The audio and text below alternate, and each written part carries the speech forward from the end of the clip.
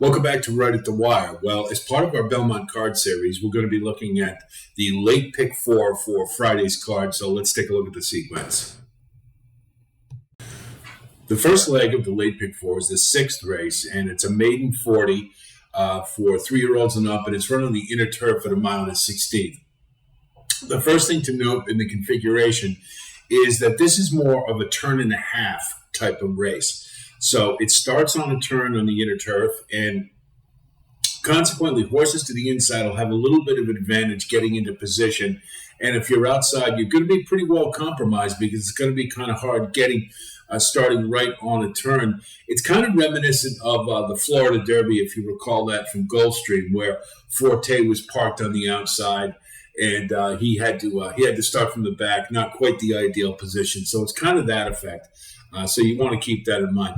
The other thing is we have a coupled entry in this race. So the post positions, while aren't listed here, I've kind of guesstimated what I think they're going to be. But please make sure you double check the post positions so you make sure you're using the right horses. I've just guesstimated here. Number 2 is Eddie Mush. He'll be in the one hole, but he will be officially number 2. He's got George Weaver training and Rod Ortiz in the irons, so that's a really good combination, of course. The first effort on turf really didn't show a whole lot in a sprint. You see that really didn't do very much running at all, and Irad was on for that ride too, so it's not like this is a big upgrade or anything. This one just didn't run terribly well, and you see one off at 5-1. The note is Greenlee. I'll assume that Weaver will have this one running better. And you do see a pretty good work there on the 14th of a 47 flat bullet. So there is a little bit of ability here. This one's going to have to hustle early, I think. Otherwise, he's going to get swallowed up. So this one might be able to do something in this race, but I'm kind of tempted to wait one because didn't really show very much at all in the first race. Oh, and incidentally, George Weaver is okay with the second start, but on turf, he's not really as good. So particularly when it's going to the first route. So please use that in your decision making. Number 3 in the 2-hole is Sways in My DNA. Nightpool Chatterpool, not that great a trainer. And you see that this one really hasn't improved terribly much, whether it be dirt or turf, runs about the same, maybe a little better on turf. But seems to have plateaued, and I don't see much room for improvement here. And this isn't the greatest field, but others appeal more, so I would pass on this one. This is number 1, the first of the coupled entries. So this one is in post number 4, but is carrying the number 1 designation. Important to note that. You got Flavian Pratt in the irons, Rudy Rodriguez training. Rudy Rodriguez is 5%. With second off the layoff in turf routes. So it's not the greatest of angle for him. However, you can note that at 2, this one did run at 2 and had a fair amount of races. Look at the back class. This one debuted against Forte. Okay. And we can draw a line through that one. Then Really Good, who's a pretty good horse on turf. And then General Jim, WH&L, and Bat Flip. Okay. All key races. So this one had it pretty tough to start his career. Didn't do that bad, really, if you look at it. And debuted at 3, not with a career high buyer, which is what we like to see, but near it. So I think a move forward is certainly possible with this one. And it's a bad trainer angle per se, but you got Flavian Pratt who's pretty hot right now. So I think this one's a logical use. My favorite topic has the number 4 designation, but is in the 5-hole. He's got Mark Hennig training, and this one's debuting at 3, had coming off a layoff. You see that they have started this one at the maiden claiming ranks and showed a little bit of improvement on turf, seemed to be getting it. And then for some reason they moved it to synthetic on Gulfstream and really didn't do much running at all. That was a key race and a fairly decent one. So Moving back to turf would definitely be the ticket for this one. Mark Hennig's a pretty good with a decent layoff, and the tab looks okay. So I think this is one that perhaps that you could consider. And but it use your discretion. I think I'd want not too short a price. Sing the City, number 5. Again, these are all estimates. I hate to keep repeating myself. I just want to make sure we understand and check about the post positions. Sing the City is number 5 and is in the 6th hole, I believe. And trained by Belmont, you get Junior Alvarado aboard. That's his A rider. This one sold at the Fasig-Tipton October sale for $150,000 and now is in a $40,000 claimer, and it's the first time for a tag.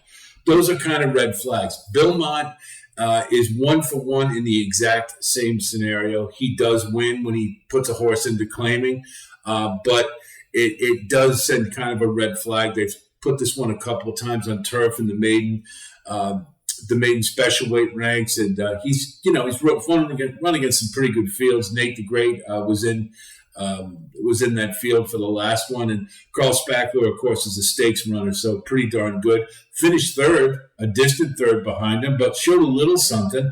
So I think this one's a logical use just because of the connections, and Belmont's good second off the layoff. But again, there's a little bit of hair here because this might be a fire sale. Good Rapport is the second of the coupled entry. 1A would be in the 7 hole.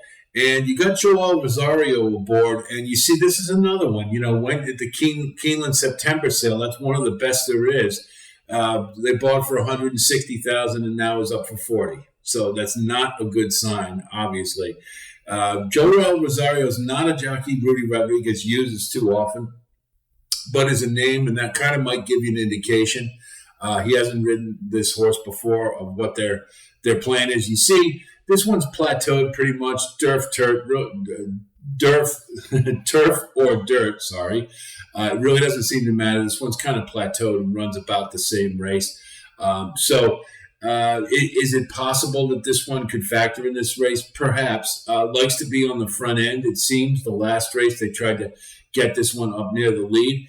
And could be a pace factor here. I think that would be a good place to be in this race. Going to be a little difficult to get into that position from an outside post, but I think this one will be up near the lead, and it's as good as any of the others, and potentially. So I would use. I think you might hopefully you get a halfway decent price on. Bears Correct just isn't good enough. You see the buyers aren't even close to comparing with others in the field. It's an easy pass. Chess Spectacular, of all the horses in this race, this one looks the most interesting to me. You got this one has been dropped from the maiden special weight, but that was all the efforts were on dirt. You see a lot of italics there, running against Classic Legacy, Classic Catch.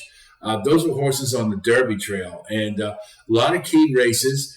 And granted, didn't factor terribly well in any of them, but look what happened when they moved this one to turf last race. At the same class level here, ran a highly improved effort. And it was a fairly decent field, too. And I like to note this says Keen early. I think this one will probably be up near the pace as well. And I think this one is, actually where he ought to be. I mean, he sold for $18,000 at the Keeneland September sale.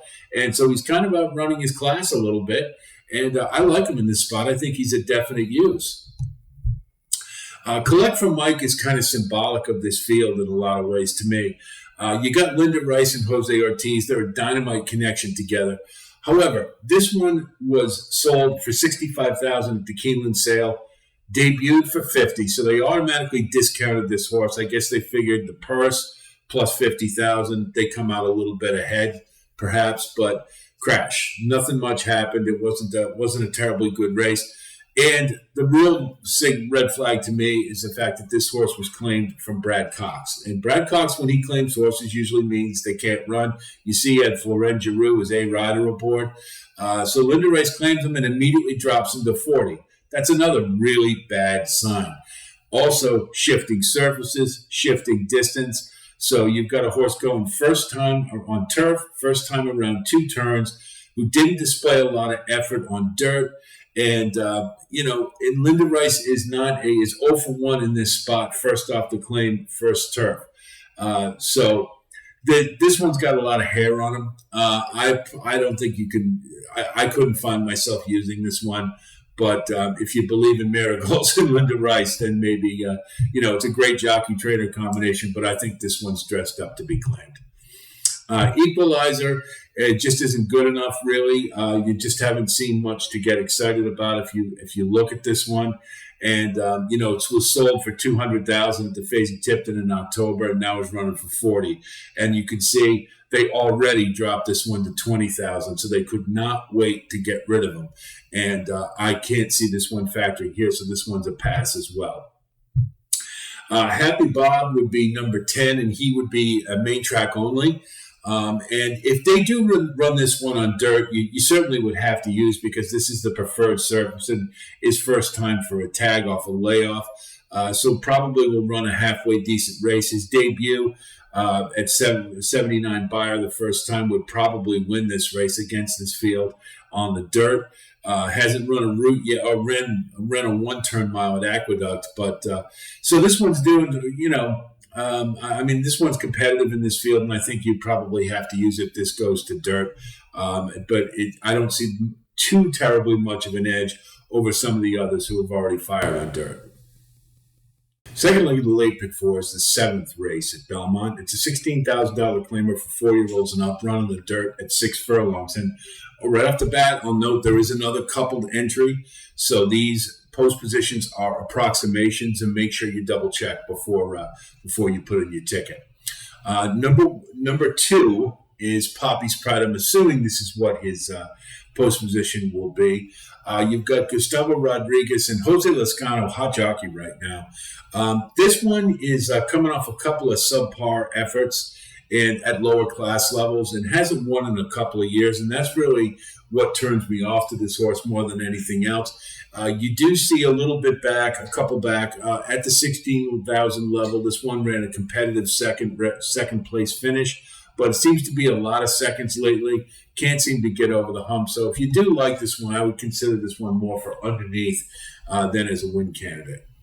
Majestic Tiger, number 3, approximating. Again, Gustavo Rodriguez, and you get Jose Ortiz aboard, another hot jockey. If you take away those last 2 N1X allowance state bred races, this one should be a very good class fit. Obviously, he was aiming a little too high with those 2 allowance efforts. But if you look at that 25,000 claimer sandwiched between them on April 1st, that's a competitive and a solid race. And prior to that, this one been running right at this class level and been pretty competitive. So I think this one would be a solid use, and hopefully those allowances will elicit a decent price. Hopefully, Striking Speed is kind of a tricky one. Number 4, it really comes down to how much do you trust Charlie Baker, I suppose, because the last race obviously wasn't very good. That was this race would be second off the claim. That's not a great angle for Charlie Baker. And second off the layoff is okay, but it's not much of a layoff, so I don't know how much validity I put in that angle. You do see at the 16,000 level that this one got a win at Aqueduct. But I don't know. This one just seems a little shaky to me. It's a big, you're dropping fairly big after you've already claimed this horse. So I don't know. Maybe he was being a little ambitious. So again, to me, what it comes down to, Charlie Baker's a good trainer. It's how much you trust him. I could see using this one for sure. I'm just kind of on the fence with him.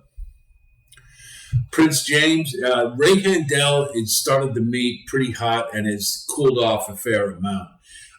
So we want to keep that in mind. And also his jockey, Jose Vargas, is 0 for 15. And he's the regular rider for this horse. Maybe he's going to get back in the winner's circle with this one. I think this one has had a little bit of a freshening since March, and I think it's a positive sign that they raised the class level.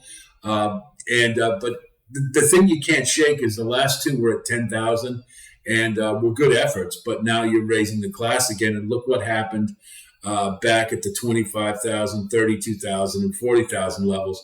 Not very good. So there are some things to like about this one. And Ray Handel is a good trainer. I'm a little bit on the fence with this one as well. Winning Drive is part of the coupled entry, so this is number one. And Merkin Cantamasi has a couple in this race. This one's coming off a layoff, and again, this is another one that has had better efforts, but they've been at lower class levels. And particularly, you see the last one was at 20,000 when they jumped him up, and he finished. He did an okay fifth, but it wasn't an appreciably different effort than at the 10,000 or 12,000 level. So this one I kind of think is a cut below to a degree, and not terribly excited about him. So I wouldn't use this one on his own. Now, his partner is right next to him, Bronx Bomber 1A. And Bronx Bomber, I think, is a class fit here. You can see he's had 3 straight efforts at the 25,000 level, and he's got 3 straight thirds. Prior to that, claiming 16,000, he got a win. So you'd have to think he's a class fit. Here's the problem. This horse is 0 for 12 at Belmont. Now, you just can't overlook that. This horse obviously likes Aqueduct, has run just fine there and other places, but he can't get the job done at Belmont for some reason. So I think this one is a class fit. And I think you can, if you want to use him, I wouldn't talk you out of it. But I can't get past that fact that this horse is 0 for Belmont. So it kind of soured me on him. But Bronx Bomber, I think, is a class fit. Kairos, this one, look at that pedigree. Curlin on top, Giants Causeway on the bottom, sold at Keeneland for $250,000. No surprise there. This horse was clearly meant for the Kentucky Derby and bred accordingly, but it didn't happen, obviously. Has been running at the claiming ranks. You look all the way back, they had this one around 2 turns, logically, and did okay, but, that once hit the wall at the allowance level, and consequently is back at the claiming level. The class relief here from 25 down to 16 would certainly be a help. The problem I have with this one is, first of all, I think this one should be running around 2 turns. It seems more preferable to me that this one should be around 2 turns. The pedigree screams it. But the bigger problem is this one is very one-paced. And consequently, I think the class relief will help. And this one could very well be a competitor, but I think under is much more likely due to the way this horse runs.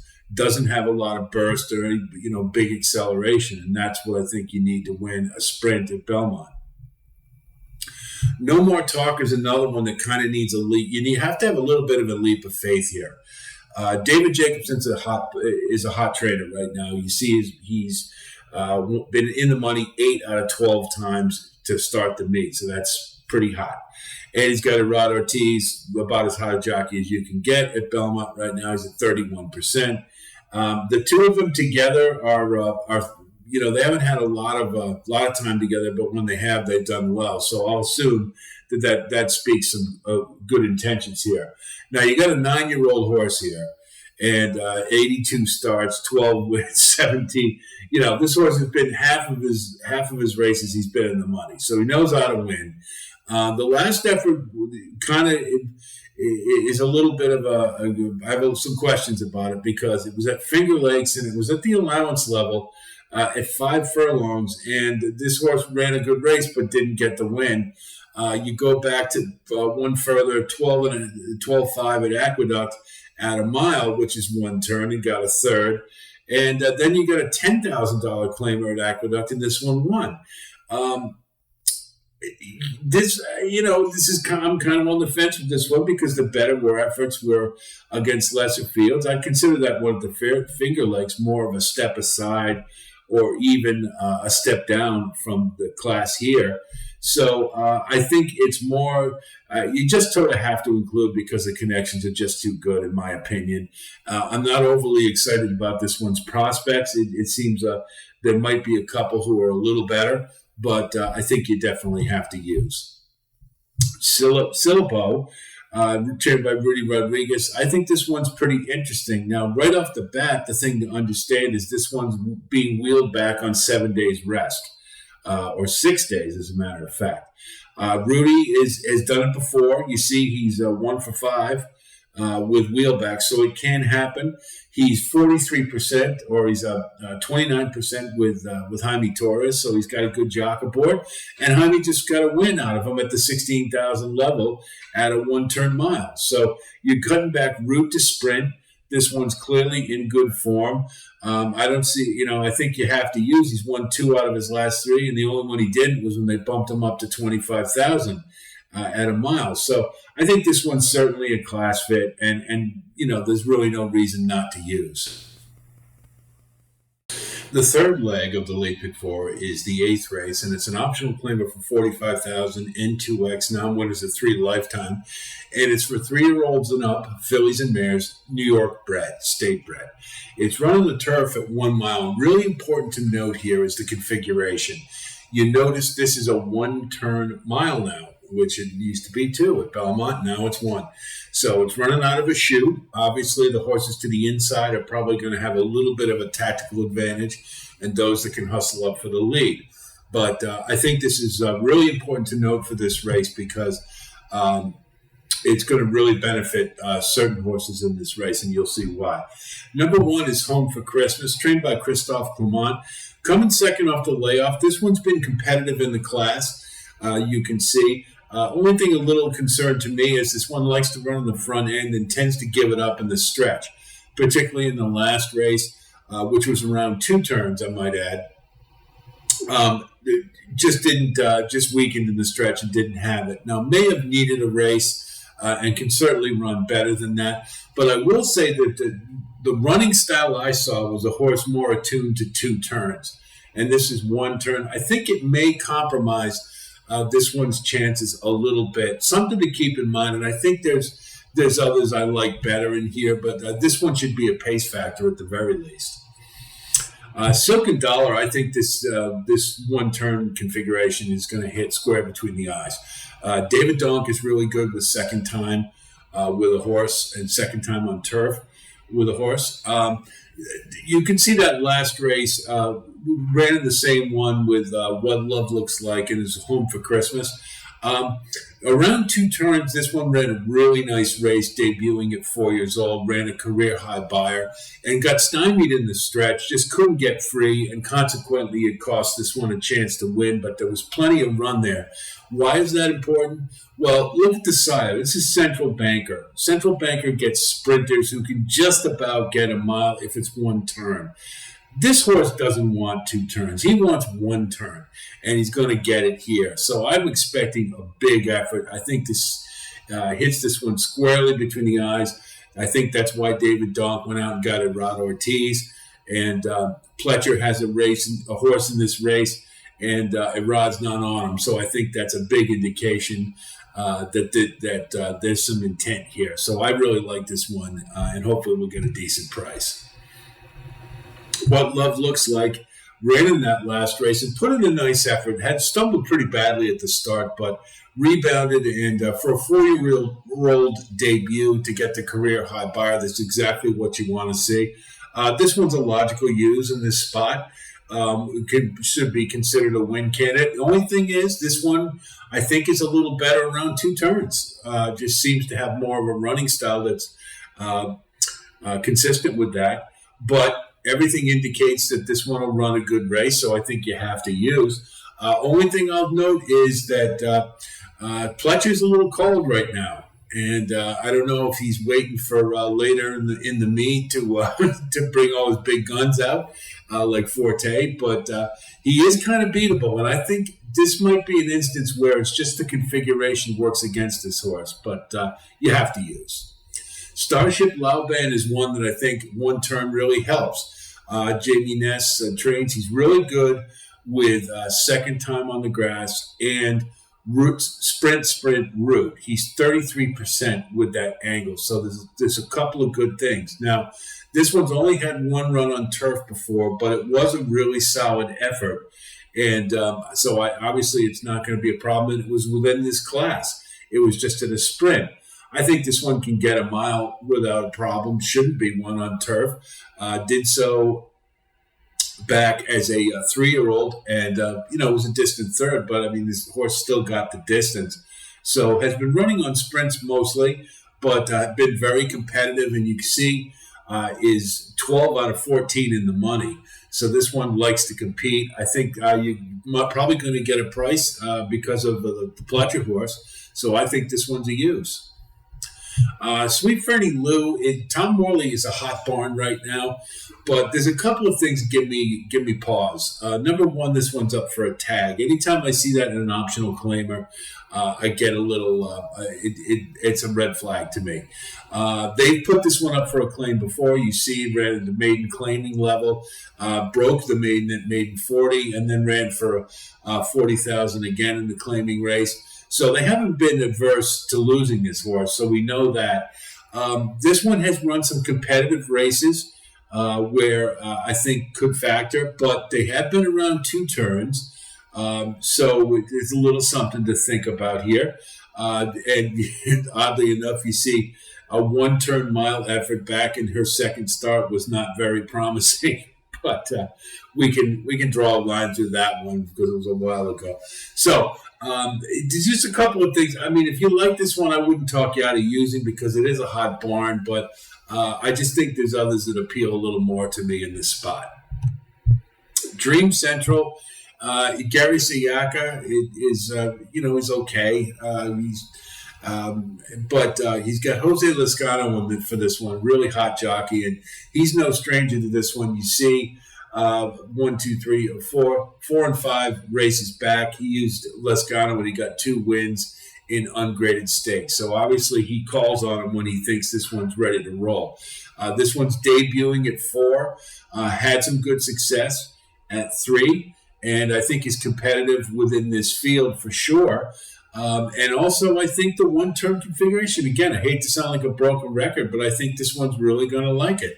The pedigree is more attuned to it and should bring out the best this one has to offer. So I think you might get some value here, and I like this one. Cairo Sugar is kind of, I can go either way with. I just kind of like others more is really what it comes down to. But this one has run several times at 1 turn at a mile. And so I think it'll be suitable. But you're asking a horse to, at 3 years old, to run against older for the first time on a new surface. And, I just think there's a lot of ifs with that. And I'm not sure this one's quite up to the class of the others. So I would probably let this one go. But, I'd leave it up to you. We have main track only entrance in this one, but if this one comes off the turf, it becomes an entirely different race because there's 1, 2, 3, 4, 5. So, I don't know that I would play a pick 4 sequence with a turf race that all of a sudden goes off onto the dirt. I will leave that to your discretion. Last leg of the pick 4 is the 9th race. It's a 30,000 claimer for non-winners of 2 lifetime, 3-year-olds and up on the inner turf at 6 furlongs. And this is a hairy one. There's a lot of vulnerability here. Moving Pictures is number 1. Rudy Rodriguez and Jaime Torres. This one, the big red flag here is this one was running at the 50,000 claim level, was claimed, and then immediately dropped to the 16 level off the claim. Not good. Big red flag. This one did run better in the slop and had a second, but that has to give you some big concern raising this one back up to 30. And I would be very tentative using, never run on turf before. Mohayman's not the greatest turf sire, so I would probably pass. On Our Way Boys is coming off a fairly long layoff and was at the 30,000 level, was competitive if you look at the buyers. However, the Brisnet figures, which are more all-encompassing as far as the race shape and the pace, indicate a decline. So the layoff came at just the right time. This one's competitive in the field, so I would consider using. Probably as good as any of the ones, and looks like just needed a layoff. Form isn't that bad. Watasha is coming off a 7-day wheelback, which is highly unusual for Belmont.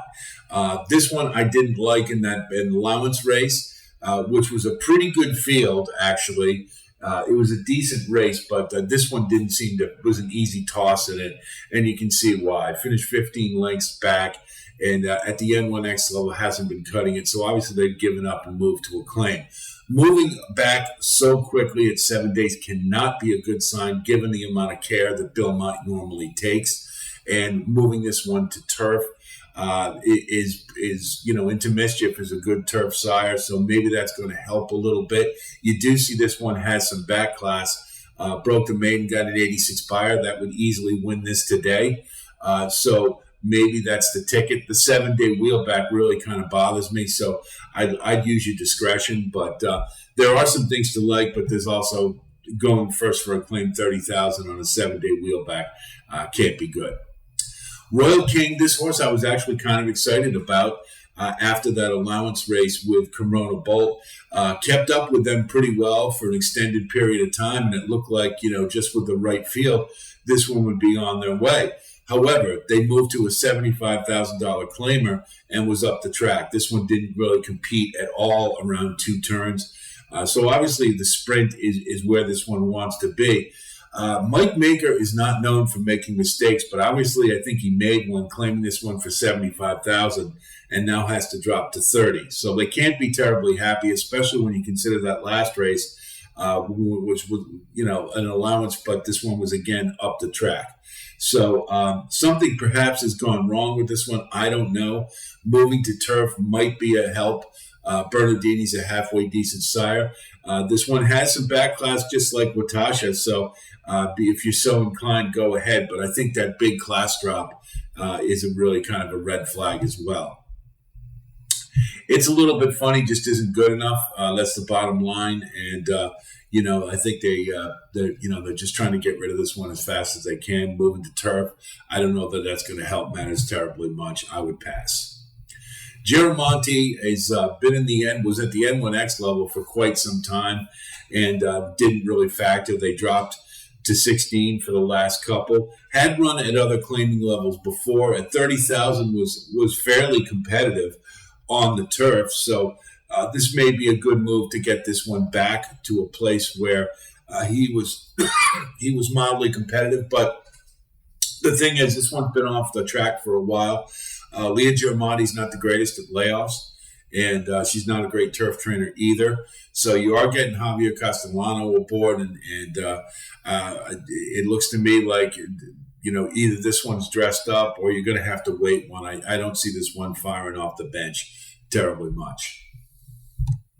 Spetro, I think, is one of the few in here I actually think has some decent form.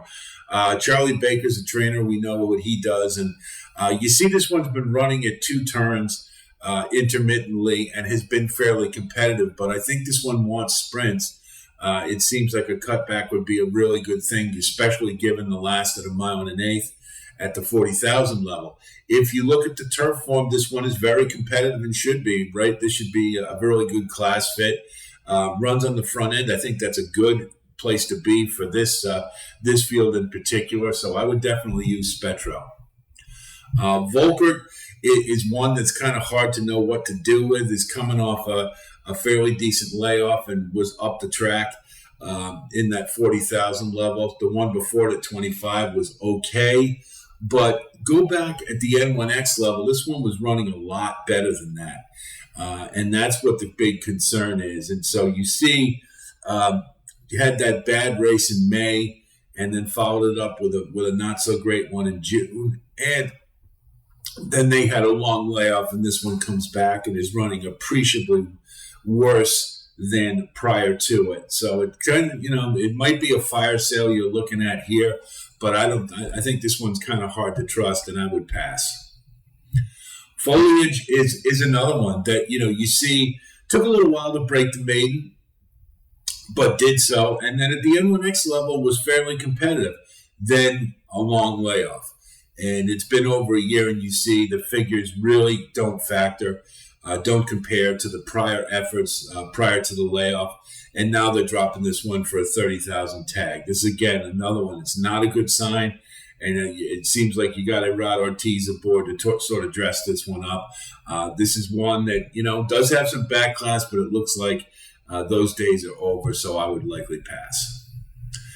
Moon Hunter is another one that the last couple efforts weren't very good, and this one goes to a long layoff. Wasn't very competitive at the starter allowance or the claiming level. Just doesn't look terribly good to me. Don't think the layoff's going to help a whole lot. I would pass. Hey, Mac, it's Jack is kind of interesting. Ran in a N1X a couple weeks ago, and at the time was a lot of people thought had a pretty good chance in what was a decent field, but he was up the track, and to be honest, I really didn't like him a whole lot. It just seemed like there was some hair on him in that field. But this is a big class relief, and he has run at the claiming ranks, claiming level before. You see that 50,000 effort, not terribly good around 2 turns. So obviously a sprint is more what this one wants. I think the class relief is definitely going to help. I would consider this one definitely as a win candidate based upon the back class and class relief. Raw courage just isn't good enough. Moving to turf, I don't think is going to help matters a whole lot. It's just perhaps another vehicle to try to get rid of this one, but I don't see this one as being a factor. There is a main track only, which would, I don't know if it would change the complexity of this race terribly much, but anyway, it's there. Michelle Giangiulo trains Roll Again Dancer, and this one's competitive at dirt at this level. And I don't know what distance, whether it be 6 or 7, they'd run this at, but I would likely include, looks to be competitive at the 32,000 level. And given all the vulnerability of so many in this field, I think this one is logical. The John's protege, Chris Englehart's a hot trainer right now, and that should be enough to include this one in your mix. You see, has been okay at the claiming level. Just came off a 40,000 effort that was a little bit up the track, but it's second off the layoff, and you're getting class relief. So this one would be logical to include as well. Here's what our ticket looks like for the Belmont Late Pick 4 for Friday. You'll note the asterisk for the 6th and 7th races. That's because there's coupled entries. And so I would double check the post positions to ensure that we do have the right horses there. But that's what my approximations are. I just want to make sure we get that right. In the 6th race, we're going to use the coupled entry, 1 and 1A, with the 5 and 7. In the 7th race, we're going to use 2, 8, 9. In the 8th race, we're going to use 2, 3, and 4.